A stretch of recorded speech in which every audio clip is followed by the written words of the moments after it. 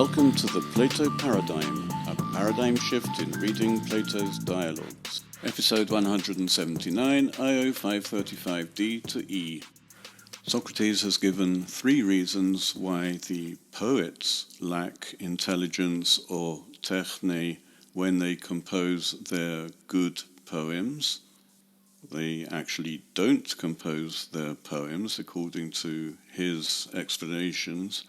One or other god or muse composes them, or there is some divine power, magnetic power. But he gave another reason for the rhapsode lacking intelligence or techne. It would seem that the psyche of the rhapsode, the soul, gets a bit confused. It gets carried away and thinks that it is in Ithaca or Troy. And I would add that it probably thinks, according to this argument, that when acting a character, such as Odysseus or Priam or Hecuba or Achilles, then the soul thinks that it is that character. And therefore Socrates describes the rhapsode as out of his mind. You may be wondering, at least I have been wondering, what all of this has to do with philosophy, because it's not to be taken seriously.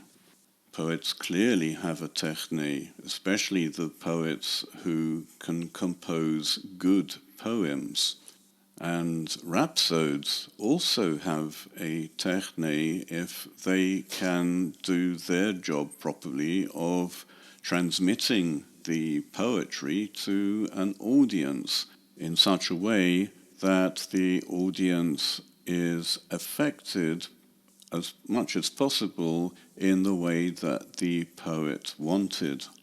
What then is the intention of Plato in writing this dialogue? Was Plato divinely inspired, or did he have a techne, did he have a purpose in writing this dialogue? And what about the reader? In those days, a reader would read aloud. And it's quite possible that a reader reading aloud would become emotionally involved in the characters, and his soul, his psyche, might become confused and identify with, say, Socrates or Io or any other participant. And then we have an audience. Given that readers read aloud, other people can listen to what they say and may also be emotionally affected by what they hear.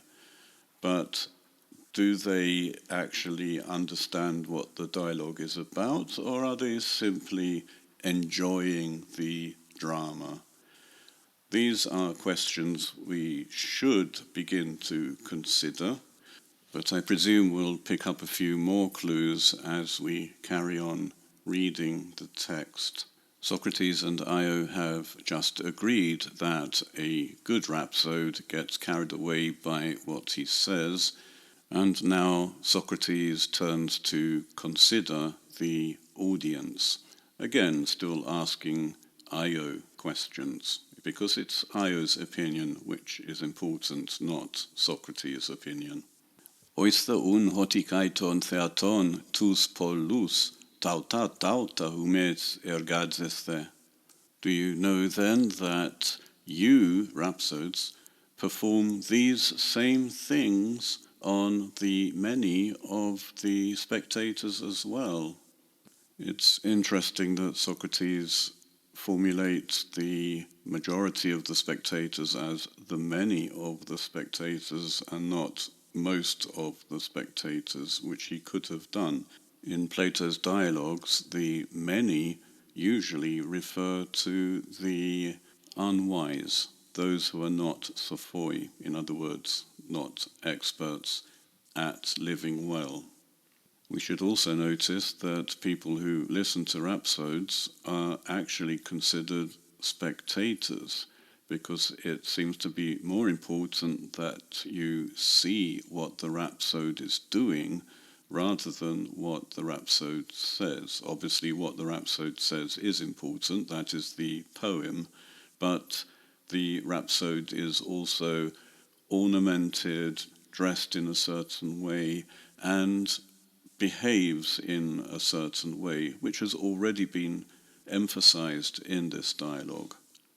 A spectator is a theates, and the building we associate with theatai is the theatron, the theatre, which is only one of the places where a rhapsode may have performed. Socrates asks Io if he is aware that the effects that he produces upon himself are the same effects that he produces on his audience, knowing full well that Io is of course aware of this. This is his job, and Io reacts accordingly. In other words, Socrates is controlling the conversation. He knows what Io is going to say at any given point. It seems that Io is awake not only when he's talking about Homer, but also when he's talking about himself, talking about Homer. Kai mala kalos oida. I know very well. Socrates had asked about you rhapsodes, but Io talks about his own experience. Kathorogar ekastote autus anothen apotu bematos klaontas te kai denon emblepontas kai sun thambuntas tois legomenois.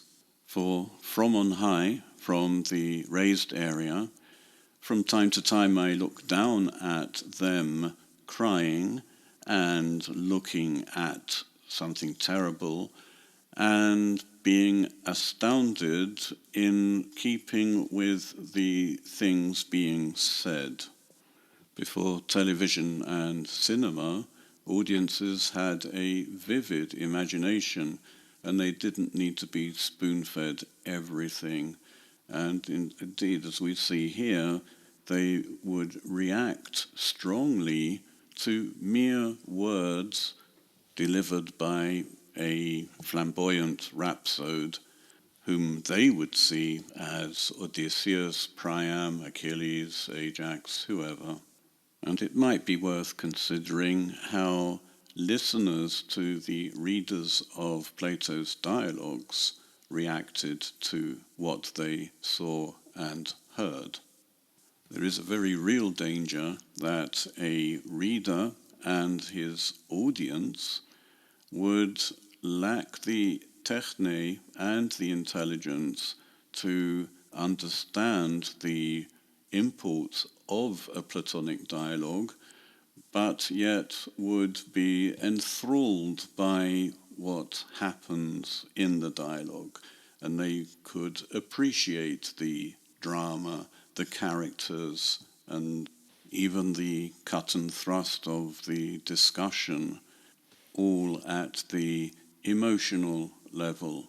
This, unfortunately, would certainly help to explain the popularity of Platonic dialogues and why we have all of Plato's dialogues today.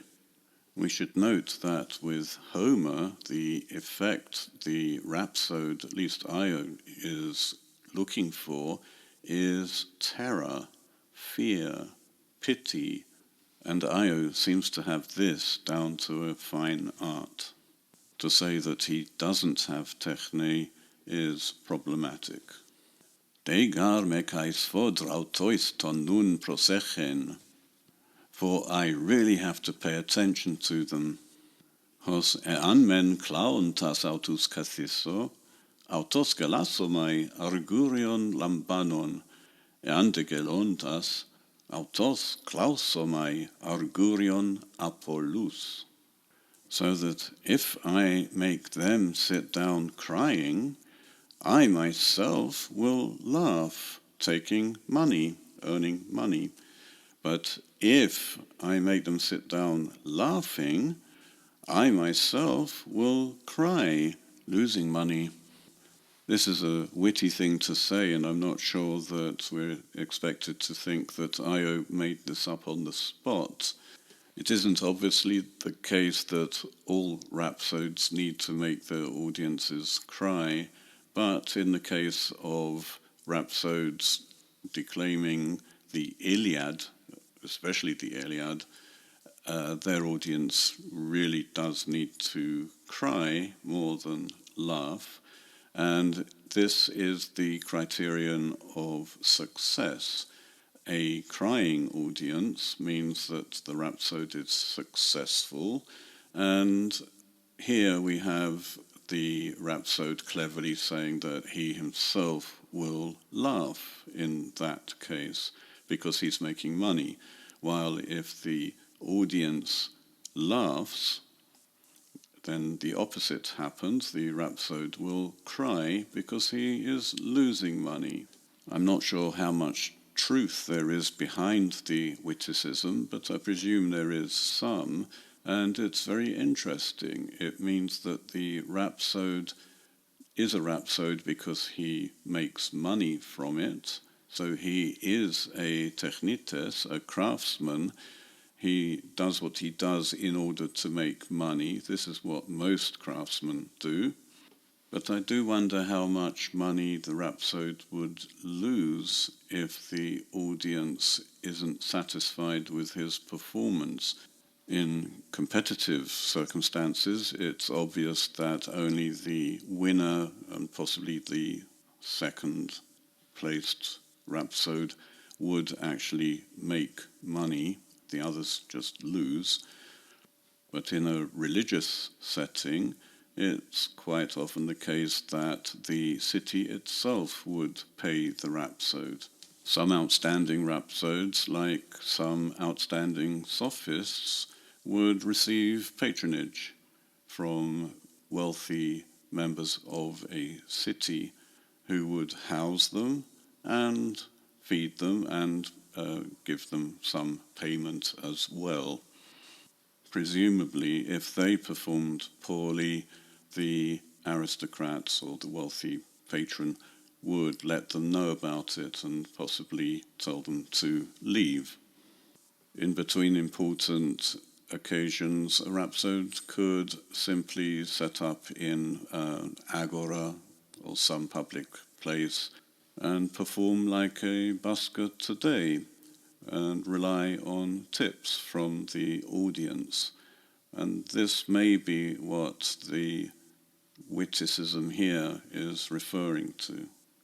We may compare this with Plato's practice of not selling his dialogues for profit, and given that techne usually involved earning money, we could say that of all the people here, it's Plato who lacks techne or common sense, if indeed he wrote so many dialogues for free.